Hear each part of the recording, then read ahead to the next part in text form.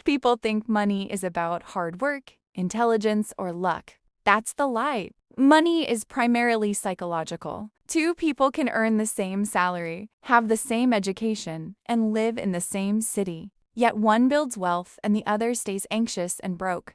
The difference is not effort.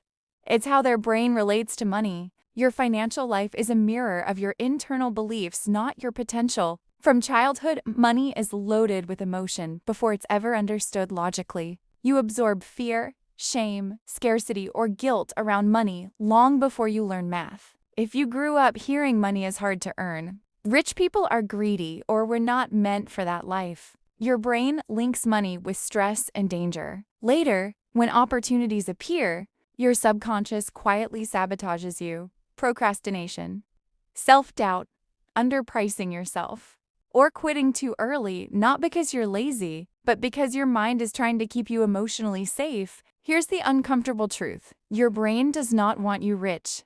It wants you familiar. Familiar feels safe, even if familiar is struggling, overworking, or constantly worrying. When you try to grow financially, your nervous system interprets change as a threat. That's why people self-sabotage right before success. Missed emails, bad decisions, sudden burnout. It's not coincidence, it's conditioning. People who make money consistently are not fearless. They simply have a different relationship with uncertainty. The average person waits to feel confident before acting. Wealth builders act first and allow confidence to catch up. Psychologically, money flows toward those who can tolerate discomfort longer than others. Rejection, slow results, criticism, and boredom.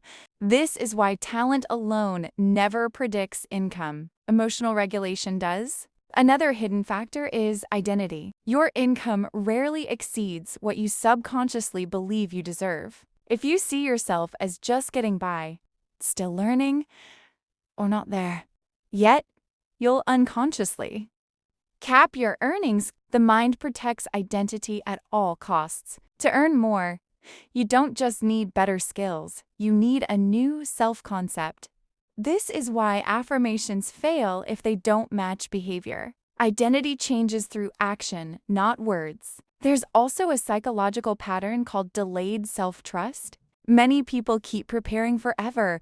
More courses, more planning, more waiting, because taking responsibility for results is scarier than staying a student. But money rewards decision makers, not perfectionists. Progress creates clarity, not the other way around. Those who earn more simply move faster with imperfect information. Social psychology plays a role too. If everyone around you struggles, your brain normalizes it. If your environment mocks ambition or shames wealth, your nervous system associates success with isolation. That's why changing financial outcomes often requires changing input, content you consume, conversations you entertain, and standards you tolerate.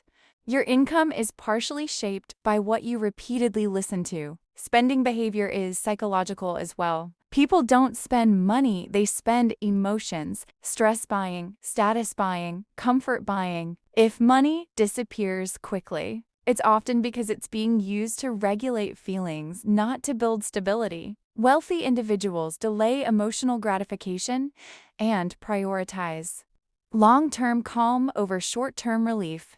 This is a learned skill, not a personality trait. One of the biggest money myths is that motivation creates success. It doesn't. Systems do. The brain is inconsistent. Structure is reliable. People who build wealth automate discipline, savings, investments, routines, so they don't rely on willpower. The goal isn't to become more motivated. It's to become less emotionally involved with money decisions. Finally, money grows when self-worth is detached from outcomes. When you stop tying your value to success or failure, you take smarter risks. Desperation repels opportunity. Calm attracts it. This is why inner work isn't separate from financial growth. It is the foundation of it. Money doesn't respond to need. It responds to clarity, consistency, and psychological stability. When your mind stops fighting growth, money stops feeling distant. And that's when things begin to change, quietly, steadily, and permanently. Another psychological trap people fall into is confusing income with intelligence. Society subtly teaches that if you're smart, money will follow. Reality proves the opposite every day. Some of the most intelligent people remain financially stuck, while average thinkers scale quickly. Why? Because money rewards execution, not overthinking. Overthinking feels productive, but psychologically, it is avoidance disguised as depth. The brain prefers thinking about action instead of taking it, because thinking carries no risk. Fear of judgment is another silent wealth killer. Many people would rather stay invisible than be seen trying and possibly failing. Money, however, flows toward visibility. Selling, negotiating, posting, pitching, all require being seen. The brain interprets judgment as social danger, so it convinces you to stay small for now. That for now often becomes years. Financial growth begins the moment discomfort stops being treated as an emergency. There's also the psychology of delayed rewards. Most people are wired for immediate feedback, likes, praise, quick money, but wealth compounds slowly and quietly. The brain hates slow wins because they don't stimulate dopamine fast enough. This is why people quit right before momentum builds. Those who understand this don't rely on motivation. They rely on patience. They stay when others leave, and money accumulates in the space most people abandon. Another uncomfortable truth: many people say they want money, but psychologically they want permission. Permission to succeed, permission to charge more, permission to choose themselves. Since permission rarely comes externally, they remain stuck waiting. High earners don't wait for permission, they assume responsibility. Responsibility is heavy, but it's also powerful. Once you stop blaming systems, timing, or circumstances, your options multiply. Scarcity thinking also distorts decision-making. When the brain believes resources are limited, it becomes reactive instead of strategic. Short-term thinking increases. Bad deals look attractive. Burnout becomes normal. Abundance thinking doesn't mean ignoring reality, it means trusting that opportunities are renewable. People who make money long-term operate from expansion, not panic. They choose sustainable growth over desperate wins. There's a psychological shift that happens when money stops being emotional. When money becomes data instead of identity, decisions improve. Losses don't crush you. Wins don't inflate you. This emotional neutrality is rare and incredibly profitable. Most people either fear money or worship it. Very few treat it as a tool. Tools don't control you. They serve you. Your relationship with time also affects money. People who feel behind rush into bad decisions. People who trust time invest better. Wealth is not built by urgency. It's built by alignment. Calm people make clearer choices. Calm is a competitive advantage no one talks about. And here's the part no one likes hearing. Sometimes money doesn't come because your life isn't structured to hold it. Poor sleep, unstable routines, emotional chaos, these create internal noise. Money requires clarity. When your mind is scattered, your actions scatter. Financial stability often follows psychological order, not ambition. Lastly, money expands when intention replaces desperation. When you stop chasing money and start solving real problems consistently, income becomes a side effect. People don't pay for effort. They pay for relief from confusion, pain, inefficiency, or uncertainty. The more clearly you understand human problems, the more naturally money flows toward you. Money is not moral. It is not spiritual. It is not evil or holy. It is responsive. It responds to discipline, clarity, patience, and psychological maturity. When those align, money stops feeling impossible and starts feeling inevitable. Another hidden psychological barrier to money is identity attachment. Many people unconsciously associate struggle with virtue. They believe working harder while earning less makes them more authentic, more moral, more real. When money starts coming icily, guilt appears. The mind whispers that ease means you're cheating, or that success will change who you are. This internal conflict causes people to self-sabotage. Right when things start improving, money grows fastest when identity is flexible, not rigid. There is also the illusion of preparedness. People keep telling themselves they'll start once they know more, once conditions improve, once confidence arrives. But confidence is not a prerequisite for action, it is a consequence of it. The brain uses preparation as a safe delay mechanism. Learning feels productive without exposing you to risk. High earners learn just enough to act, then let real-world feedback teach them faster than theory ever could. Another truth is that most people are emotionally addicted to stability, not growth. Stability feels safe, familiar, predictable. Growth feels chaotic, uncertain, uncontrollable.